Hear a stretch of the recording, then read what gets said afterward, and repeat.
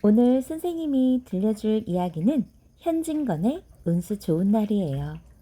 운수 좋은 날은 현진건 소설의 특징인 비극적 아이러니를 뚜렷하게 보여주는 작품으로서 식민지 하에서 고통받는 하층민의 비참한 삶을 사실적으로 묘사하고 있어요. 이 작품의 가장 큰 특징인 비극적 아이러니는 먼저 제목에 잘 나타나 있죠. 열흘 가까이 돈 구경이라고는 못하다가 난데없는 행운이 잇따르면서 큰 돈을 거머쥔 날, 제목 그대로 운수 좋은 날입니다. 그런데 그렇게 운수 대통한 날에 병들어 설렁탕 한 그릇 먹어보는 게 소원이라던 아내는 약 한 첩 못 써보고 어린 아들을 남겨둔 채 세상을 떠나고 말아요. 일을 하는 도중에 집에서 멀어지면 안도감이 생기면서 갈등이 해소되고 반대로 가까워지면 왠지 불길한 예감이 점점 더 깊어진다는 것. 아내에게 심한 욕설을 하지만 사실은 그 안에 아내에 대한 사랑이 감추어져 있다는 것도 반어적 표현의 하나이죠. 이 작품의 비극적인 결말은 날씨, 즉 비라는 복선을 통해 시작 부분에서 이미 암시되고 있어요. 비 오는 날은 김천재에게는 손님을 많이 태워줄 수 있는 좋은 기회지만 비는 근본적으로 비운과 암울을 상징함으로써 제목과는 다른 비극적 결말을 예고합니다. 이 작품에서 눈에 띄는 또 한 가지는 대화를 통해 등장인물을 잘 표현하고 있다는 점이죠. 등장인물들이 구사하는 투박하면서도 정감 어린 속어는 당시 서울에 살던 일반 서민들의 삶의 모습을 현실감 있게 보여준다고 할 수 있겠네요. 자, 우리 한번 운수 좋은 날 갈래 한번 볼까요? 현대소설, 단편소설이죠. 사실주의 소설이기도 하고요. 주제는 일제강점기 하층민의 비참한 생활상을 그렸어요. 제재는 인력거꾼의 하루 일과와 심리 상태죠. 시간적인 배경으로는 일제강점기의 어느 비오는 겨울, 공간은 서울입니다. 시점은 전지적 작가 시점으로 1924년 개벽에 출전되었네요. 자, 여기에 나오는 주인공 김첨지, 인력거꾼으로 1920년대 도시 하층민의 전형적인 인물이죠. 욕 잘하고 인정 없어 보이지만 마음속으로는 아내와 자식을 깊이 사랑하는 선량한 인물입니다. 아내는 병에 걸려 설렁탕 한 그릇 먹는 것이 소원이었으나 소원을 이루지 못하고 비참하게 죽어요. 치사미도 나오는데 김첨지의 술주정을 화내지 않고 다 받아주는 속 좋은 친구입니다. 자, 줄거리 한번 볼까요? 8단 인력거꾼인 김천재는 가난 때문에 달포가 넘게 알아누운 아내에게 야간첩 지어주지 못한 채 나가지 말라고 애원하는 그녀를 집에 남겨두고 일에 나가요. 전개 부분 근 열흘 동안이나 수입 한 푼 없던 터에 그날은 비가 와서인지 우연히 3번이나 연거푸 손님을 맞아 많은 수입을 올리게 되죠. 위기! 거듭되는 행운 앞에서 김천지는 오히려 불길한 예감에 사로잡힙니다. 그런 가운데 김천지는 일을 계속하죠. 절정! 김천지는 집 앞 선출집에서 친구와 술을 마시고 아내가 먹고 싶어 하던 설렁탕을 사들고 집으로 들어갑니다. 결말! 그가 집에 도착해 보니 아내는 이미 죽어 있었어요.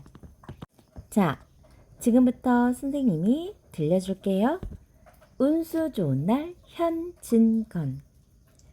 새침하게 흐린 품이 눈이 올 듯 하더니 눈은 아니오고 얼다가만 비가 추적추적 내렸다. 이날이야말로 동소문 안에서 인력거꾼 노릇을 하는 김천지에게는 오래간만에도 닥친 운수 좋은 날이었다. 문 안에 들어답시는 앞집 마나님을 전찻길까지 모셔다 드린 것을 비롯해 행여나 손님이 있을까 하고 정류장에서 어정어정 내리는 사람 하나하나에게 거의 비는 듯한 눈길을 보내고 있다가 마침내 교원인 듯한 양복쟁이를 동강학교까지 태워다 주기로 되었다. 첫 번째는 30전, 둘째 번엔 50전. 아침 대바람에 그리 흉치 않은 일이었다. 그야말로 재수가 옴붙어서 근 열흘 동안 돈 구경도 못한 김천지는 10전짜리 백통화 서푼 또는 5푼이 찰칵하고 손바닥에 떨어질 제거에 눈물을 흘릴 만큼 기뻤었다. 더구나 이날 이때에 28전이라는 돈이 그에게 얼마나 유용한지 몰랐다. 컬컬한 목에 모주 한 잔도 적실 수 있거니와 그보다도 앓는 아내에게 설렁탕 한 그릇도 사다 줄 수 있습니다. 그의 아내가 기침으로 쿨룩거리기는 벌써 달포가 넘었다. 조밥도 굵기를 먹다시피 하는 형편이니 물론 야간첩 써본 일이 없다. 구태여 쓰려면 못 쓸 바도 아니로되 그는 병이로 난 놈에게 약을 주어 보내면 재미를 붙여서 자꾸 온다는 자기의 신조에 어디까지 충실하였다. 따라서 의사에게 보인 적이 없으니 무슨 병인지 알 수 없으되 반드시 누워가지고 일어나기는 새로 모도로 눕는 걸 보면서 종종 중증인 듯 병이 이대로 심해지기는 열흘 전에 조밥을 먹고 체한 때문이다. 그때도 김천지가 오래간만에 돈을 얻어서 좁쌀 한 대와 10전짜리 나무 한 단을 사다 주었더니 김천지 말에 의하면 그 오라질년이 천방지축으로 남비에 대고 끓였다. 마음은 급하고 불길은 달지 않아 채 익지도 않은 것을 그 오라질년이 숟가락은 그만두고 손으로 움켜서 뒷밤에 주먹덩이같이 혹이 붉어지도록 누가 빼앗을 듯이 처박질 하더니만 그날 저녁부터 가슴이 당긴다, 배가 캥긴다고 눈을 흡뜨고 질랄병을 하였다. 그때 김천지는 열화와 같이 성을 내며 에이 오라질년 조롱복은 할 수가 없어. 못 먹어 병, 먹어서 병, 어쩌란 말이냐? 왜 눈을 바로 뜨지 못해? 하고 김천지는 앓는 이의 뺨을 한번 후려 갈겼다. 흡뜬 눈은 조금 바로워졌건만 이슬이 맺히었다. 김천지의 눈시울도 뜨끈뜨끈하였다. 이 환자가 그러고도 먹는 데는 물리지 않았다. 사흘 전부터 설렁탕 국물이 마시고 싶다고 남편을 졸랐다. 이런 오라질년, 조밥도 못 먹는 년이 설렁탕은 또 처먹고 지랄병을 하게? 라고 야단을 쳐보았건만 못 사주는 마음이 시원치는 않았다. 인제 설렁탕을 사줄 수도 있다. 앓는 어미 곁에서 배고파 보채는 개똥이에게 죽을 사줄 수도 있다. 80전을 손에 쥔 김천지의 마음은 푼푼하였다. 그러나 그의 행운은 그걸로 그치지 않았다.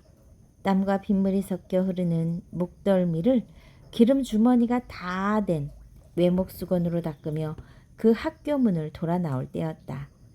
뒤에서 일렸고! 하고 부르는 소리가 난다. 자기를 불러 멈춘 사람이 그 학교 학생인 줄 김천지는 한 번 보고 짐작할 수 있었다. 그 학생은 다짜고짜로 남대문 정거장까지 얼마요? 라고 물었다. 아마도 그 학교 기숙사에 있는 이로 동기 방학을 이용하여 귀향하려 함이라. 오늘 가기로 작정은 하였건만 비는 오고 짐은 있고 해서 어찌할 줄 모르다가 마침 김천지를 보고 뛰어나왔음이라. 그렇지 않으면 왜 구두를 채 신지 못해서 질질 끌고 비록 고구라, 두껍게 짠 면직물, 양목일망정 노박이로 비를 맞으며 김천지를 뒤쫓아 나왔으랴. 남대문 정거장까지 말씀입니까? 하고 김천기는 잠깐 주저하였다. 그는 이 우중에 우장도 없이 그 먼 곳을 철벅거리고 가기 싫었습니까? 처음 것, 둘째 것으로 고만 만족하였음일까? 아니다. 결코 아니다. 이상하게도 꼬리를 맞물고 덤비는 이 행운 앞에 조금 겁이 났습니다. 그리고 집을 나올 때 아내의 부탁이 마음에 챙겼다. 앞집 마나님한테서 부름왔을 때 제병인 그 뼈만 남은 얼굴에 유일의 생물 같은 유달리 크고 움푹한 눈에 애걸하는 빛을 띄우며 오늘은 나가지 말아요. 제발 덕분에 집에 붙어 있어요. 내가 이렇게 아픈데 라고 목이 소리같이 중얼거리고 숨을 걸그렁걸그렁 하였다. 그때 김천지는 대수롭지 않은 듯이 아따 젠장 맞을년 별 빌어먹을 소리를 다 하네. 맞붙들고 앉았으면 누가 먹여 살릴 줄 알아? 하고 훌쩍 뛰어나오려니까 환자는 붙잡을 듯이 팔을 내저으며 나가지 말라도 그래. 그러면 일찍 들어와요. 하고 목매인 소리가 뒤를 뒤따랐다. 정거장까지 가잔말을 들은 순간에 경련적으로 떠는 손, 유달리 큼직한 눈, 울듯한 아내의 얼굴이 김천지의 눈앞에 어른어른하였다. 그래, 남대문 정거장까지 얼마란 말이오? 젠장 맞을 것. 학생은 초조한 이 비를 맞으며 빈 인력거를 털털거리고 도라를 간 다음 이런 빌어먹을 제 할미를 붙들 비가 왜 남의 상판을 딱딱 때려? 새로 2점이든가. 그는 몹시 확증을 내며 누구에게 반항이나 하는 듯이 이런 50점만 주십시오. 그럴 쯤에 그의 머리에 또 새로운 광명이 비천지의 입에서 떨어졌다. 이러고 갈 게 아니라 이 근처를 빙빙 돌며 그 엄청난 오기를 기다리려 한다. 또 손님을 한꺼번에 이런 금액을 불러본 지가 생각이 얼마만인가. 오늘 운수가 괴상하게도 좋으니까 그런 자에 대한 염려를 없으리라고 누가 보증하랴. 설마 꼬리를 굴리는 행운이 꼭 자기를 기다리고 있다고 내기를 해도 좋을 만한 믿음을 얻게 되었다. 행운을 곱친 것보다도 그렇다고 정거장 인력분의 등살이 이 행운을 놓칠 수 정거장 앞에 섰을 수는 없었다. 그래, 이런 50조는 그는 이전에도 너무 여러 번 해본 일이라 이런 바로 정거장 앞 전차 정류장에서 조금 떨어지게 사람 다니는 길과 리스를 치면 여기서 거기가 15리가 넘는답니다. 그 근처를 또 이런 빙빙 돌며 진날에 좀 더 주셔야지요. 얼마 만에 기차는 왔고 수십 명이나 되는 손이 정류장으로 쏟아져 나왔다. 수 없는 기쁨이 그 중에서 손님을 물색하는 김천지의 눈에 달라는 대로 줄 테니 빨리 가요. 관대한 어린 손님은 그런 말을 남기고 두른 기존 태물인도 있고 짐도 챙기러 갈 듯한 여편네의 그 학생을 태우고 나선 김천지의 다리는 슬근슬근 그 여자에게 들었다.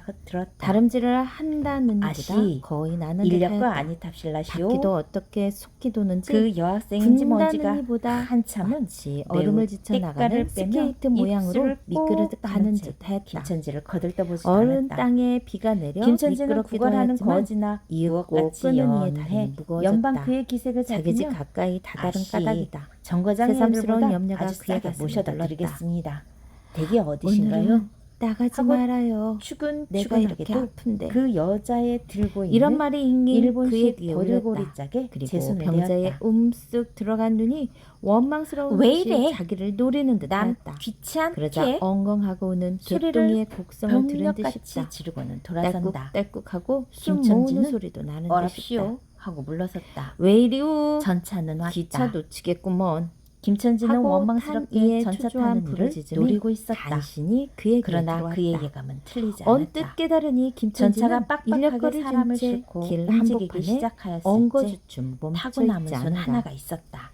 굉장하게 큰 가방을 들고 있는 걸 보면 김천지는 또다시 다름질한 차 안에 집이 차차 멀어갈 차장에게 김천지의 걸음에는 다시금 신이 나기 시작하였다. 김천지는 다리를 제게 놀려야만 쉴 새 없이 인력거를 자기의 머리에 떠오르는 한동안 값으로 생각을 하다가 잊을 듯이 60전에 정거장까지 끌어다주고 태워다 주기로 하였다. 깜짝 놀랄 인력거가 무거워짐에 50전에 정말 이상하게도 가벼워졌고 그리고 또 인력거가 가벼워지니 심리나 되는 길을 비를 맞아가며 질퍽거리고 마음조차 초생각은 아니하고 거저나 집의 먹은 듯이 광경이 고마웠다. 자꾸 눈앞에 어른거리며 졸문화된 듯이 인제 기뻤다. 유행을 바랄 여유가 제 자식 없었다. 뻘밖에 안 나무 되는 어린 등거리나 손님에게 무엇 같고 몇 번 제것 허리를 같지도 굽히며 않은 다리를 연해 안녕히 다녀옵시오 꾸짖으며 라고 갈팡질팡 뛰는 수밖에 없었다. 몰아쳤다. 저놈의 인력거꾼이 저렇게 그러나 술에 빈 인력거를 취해가지고 털털거리며 이 진땅에 우중에 어찌가 들어갈 노? 일이 라고 길 꿈밖이었다. 가는 사람이 걱정을 노동으로 할 하여 만큼 흐른 땀이 그의 식어지자 걸음은 황급하였다. 굶주린 창자에서 물 그리고 흐르는 비오는 하늘은 옷에서 어두침침하게 어슬어슬 벌써 황혼에 한기가 가까운 듯하다. 솟아나기 비롯하며 창경은 이런 앞까지 50전이란 다다라서야 돈이 그는 얼마나 턱에 괜찮고 닿은 괴로운 숨을 것인가. 돌리고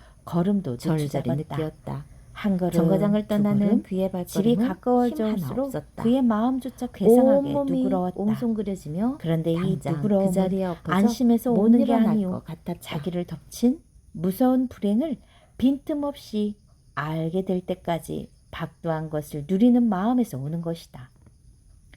그는 불행에 다닥치기 전 시간을 얼마쯤이라도 늘리려고 버르적거렸다. 기적에 가까운 벌이를 하였다는 기쁨을 할 수 있으면 오래 지니고 싶었다. 그는 두리번 사변을 살피었다.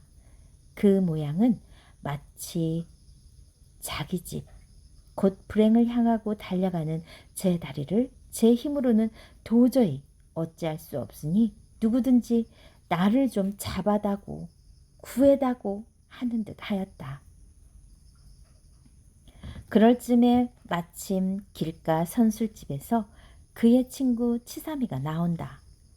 그의 우글우글 살찐 얼굴이 주홍이 덮는 듯 온 턱과 뺨을 시커멓게 구렛나룻이 덮였거늘 노릇탱탱한 얼굴이 바짝 말라서 여기저기 고랑이 베이고 수염도 이때야 턱 밑에만 마침 솔잎송이를 거꾸로 붙여놓은 듯한 김천지의 풍채하고는 기이한 대상을 짓고 있었다. 여보게 김첨지, 자네 문 안 들어갔다 오는 모양일세 그려. 돈 많이 벌었을 테니 한 잔 빨리게. 뚱뚱보는 말랑깽이를 보는 밭에 부르짖었다. 그 목소리는 몸짓과 딴판으로 연하고 싹싹하였다. 김천지는 이 친구를 만난 게 어떻게 반가운지 몰랐다. 자기를 살려주는 은인이나 무엇같이 고맙기도 하였다. 자네는 벌써 한잔한 모양일세 그려. 자네도 오늘 재미가 좋아 보이. 하고 김천지는 얼굴을 펴서 웃었다. 아따, 재미 안 좋다고 술 못 먹을랜가. 그런데 여보게, 자네 왼몸이 어째 물뚝에 빠진 새앙지 같은가. 어서 이리 들어와 말리게. 선술집은 훈훈하고 뜨뜻하였다. 추어탕을 끓이는 솥뚜껑을 열 적마다 뭉게뭉게 떠오르는 흰김, 석쇠에서 삐지직 구워지는 너비아니구이며 제육이며 간이며 콩밭이며 북어며 빈대떡, 이 너저분하게 늘어놓인 안주 탁자에 김천지는 갑자기 속이 쓰려져서 견딜 수 없었다. 마음대로 할 양이면 거기 있는 모든 먹은 먹이를 모조리 깡그리 집어삼켜도 시원치 않았다. 하대 배고픈 이는 위선불량 많은 빈대떡 2개를 쪼이기도 하고 추어탕을 한 그릇 청하였다. 줄인 창자는 음식 맛을 보더니 더욱 비어지며 자꾸자꾸 드리라 하였다. 순식간에 두부와 밑꿀이 든 국 한 그릇을 그냥 물같이 들이키고 말았다. 셋째 그릇을 받아들었을 때 데우던 막걸리 곱빼기 2잔이 더웠다. 치사미와 같이 마시자 원원이 비었던 속이라 찌르르 하고 창자에 퍼지며 얼굴이 화끈하였다. 눌러 곱빼기 한 잔을 또 마셨다. 김천지의 눈은 벌써 제게 풀리기 시작하였다. 석쇠에 얹힌 떡 2개를 숭덩숭덩 썰어서 볼을 불룩거리며 또 곱빼기 2잔을 부어라 하였다. 치삼은 의아한 듯이 김천지를 보며 여보게 또 붓다니. 벌써 우리가 넉 잔씩 먹었네. 돈이 40전일세. 라고 주의시켰다.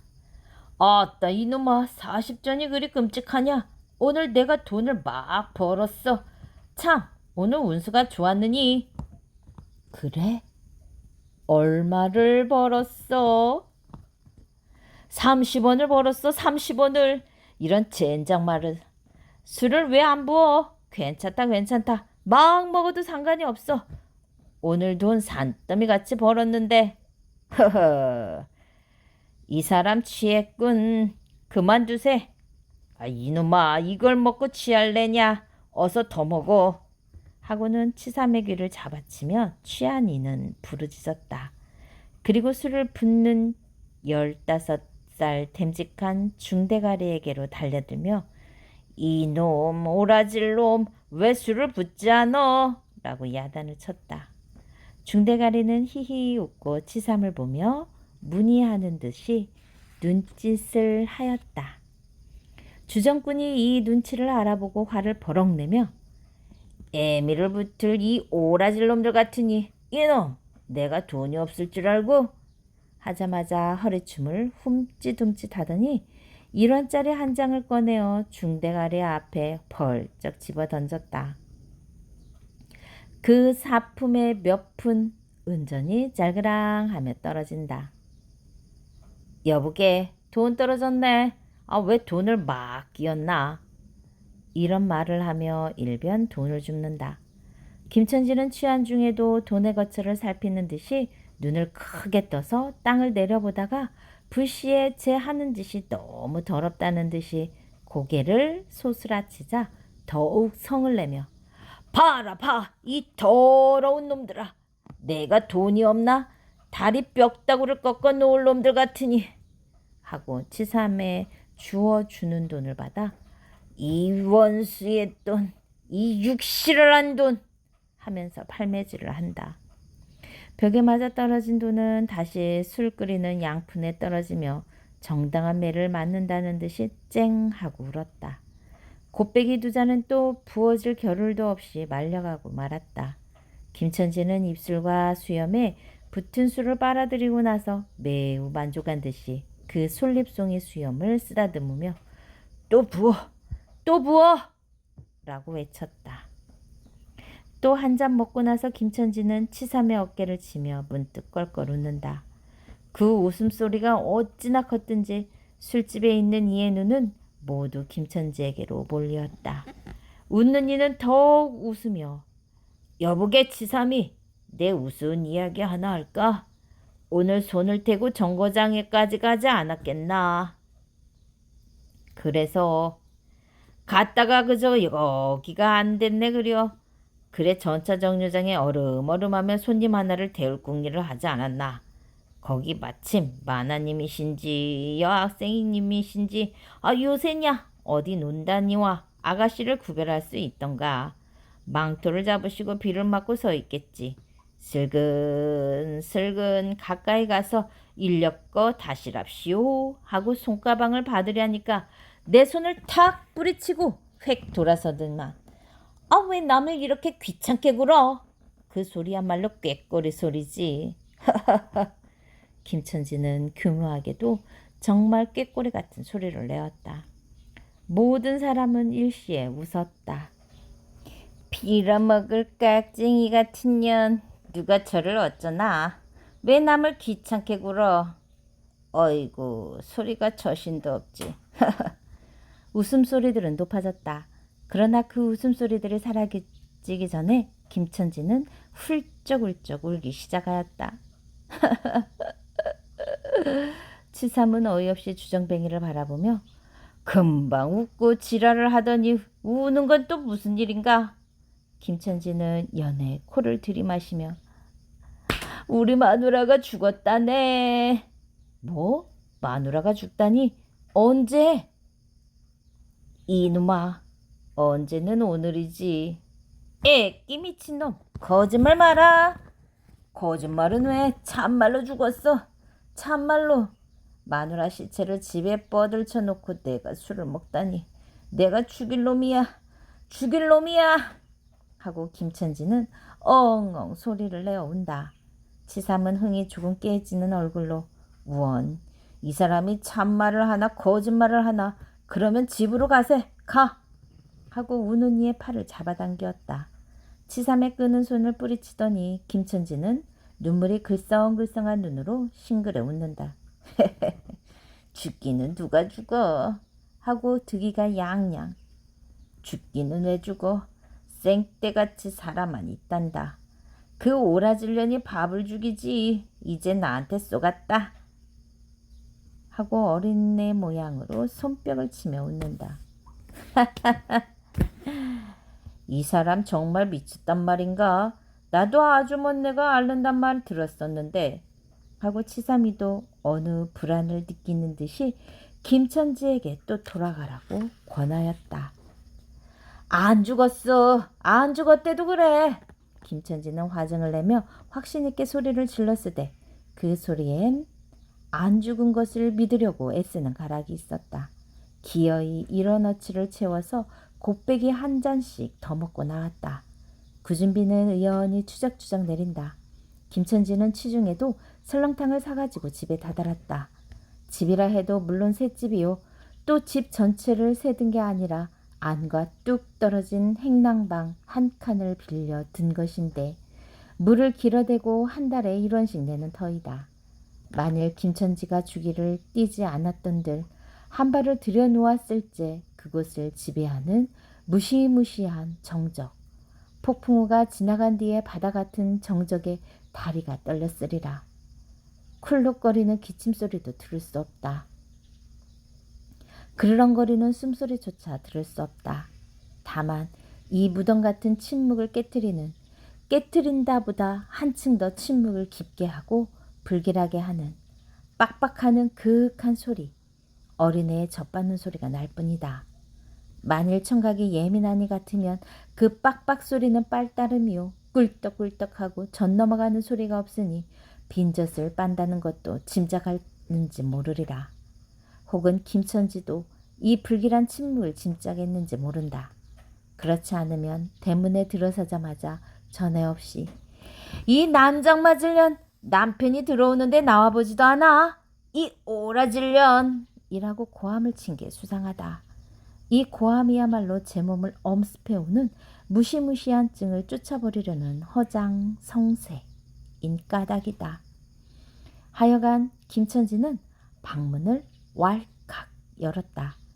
구역을 나게 하는 축이 써 떨어진 삿자리 밑에서 나온 먼지네, 빨지 않은 기저귀에서 나오는 똥내와 오줌내, 가지각색 때가 켜켜이 앉은 옷내, 병인의 땀 썩은 내가 섞인 추기가 무딘 김천지의 코를 찔렀다. 방 안에 들어서면 설렁탕을 한 구석에 놓을 사이도 없이 주정꾼은 목청을 있는 대로 다 내어 호통을 쳤다. 이 오라질년, 쥐야장천 누워만 있으면 제일이야? 남편이 와도 일어나지를 못해? 라는 소리와 함께 발길로 누운이의 다리를 몹시 찼다. 그러나 발길에 채이는 건 사람의 살이 아니고 나무 등골과 같은 느낌이 있었다.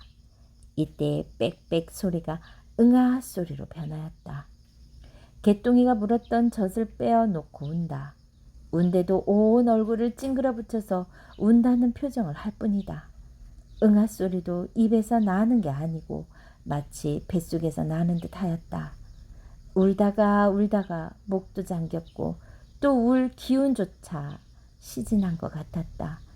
발로 차도 그 보람이 없는 걸 보자 남편은 아내의 머리맡으로 달려들어 그야말로 까치집 같은 환자의 머리를 꺼들어들 흔들며 이년아 말을 해 말을. 입이 붙었어. 이 오라질년. 이것 봐. 아무 말이 없네. 이년아 죽었단 말이냐? 아, 왜 말이 없어? 또 대답이 없네. 정말 죽었나 보이. 이러다가 눈이의 흰 창을 덮은 위로 짙은 눈을 알아보자마자 이 눈깔 왜 나를 바라보지 못하고 천장만 보느냐? 하는 말 끝엔 목이 메었다.